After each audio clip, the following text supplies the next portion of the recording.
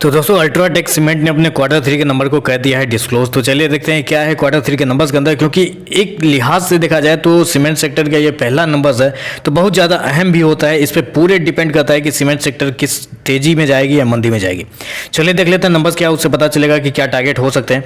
तो देखिए पिछले क्वार्टर में क्या होता है, पिछले क्वार्टर में कंपनी का रेवेन्यू अगर देखा जाए तो 13,892 करोड़ के आसपास था। पिछले साल 12,984 करोड़ था, जबकि इस क्वार्टर में देखा जाए तो कंपनी का रेवेन्यू बढ़ के 15,520 करोड़ के आसपास चल गया है। तो कह सकते हैं कि साल दर साल कंपनी के रेवेन्यू के अंदर एक अच्छी खासी तेजी आपको देखने मिली। अप्रोक्सीमेटली आप बोल सकते हैं 20% के आसपास की तेजी है साल दर साल कंपनी के रेवेन्यू के अंदर।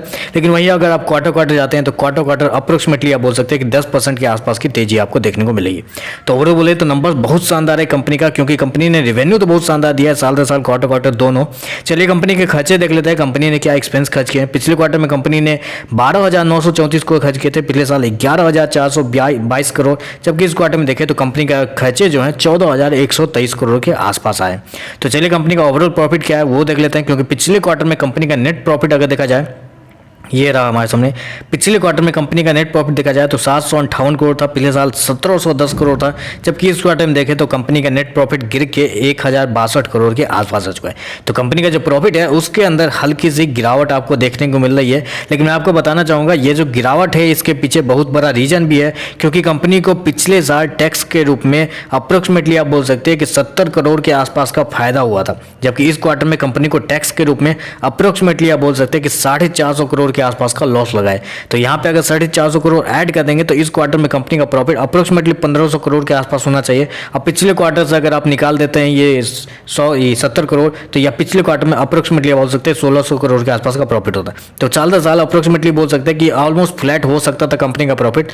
लेकिन इस क्वार्टर में कंपनी का प्रॉफिट है वो हल्के से गिरे हैं। हल्का सा क्यों गिरा है, क्योंकि टैक्स से पहले का अगर हम प्रॉफिट देखते हैं तो पिछले क्वार्टर में कंपनी का प्रॉफिट पिछले साल 1633 करोड़ था, पिछले क्वार्टर में 1104 करोड़, जबकि इस क्वार्टर में 1523 करोड़। तो यहाँ आप क्लियरली आप देख सकते हैं कि टैक्स से पहले कंपनी का प्रॉफिट है उसके अंदर ज़्यादा बड़ी गिरावट नहीं है। अप्रोक्सीमेटली 5% 6% के आसपास की गिरावट है साल दर साल कंपनी का प्रॉफिट के अंदर।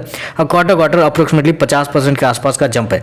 तो इस लिहाज से देखें तो नंबर्स में कोई खराबी नहीं है, बस नंबर्स थोड़े से न्यूट्रल टाइप के हो सकते हैं, पॉजिटिव हो सकते थे। अगर कंपनी अपना एक्सपेंस थोड़ा कंट्रोल कर लेती तो पॉजिटिव हो सकते थे, लेकिन जस्ट बिकॉज की कंपनी इस क्वार्टर में अपने एक्सपेंस के ऊपर कंट्रोल नहीं की है, जिसकी वजह से कंपनी का जो प्रॉफिट है उसके अंदर हल्की सी गिरावट आपको देखने को मिली। तो ओवरऑल बोले तो नंबर्स मेरे हिसाब से रेवेन्यू शानदार दिए हैं कंपनी ने, रेवेन्यू में कोई कॉम्प्रोमाइज नहीं है, रेवेन्यू बहुत शानदार दिया है कंपनी ने।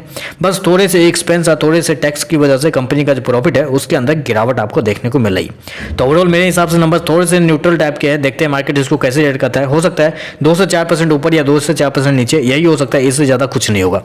तो बस आज के लिए बस इतना ही। वीडियो पसंद आए तो लाइक कीजिएगा, साथ में साथ चैनल को सब्सक्राइब जरूर कीजिएगा। धन्यवाद।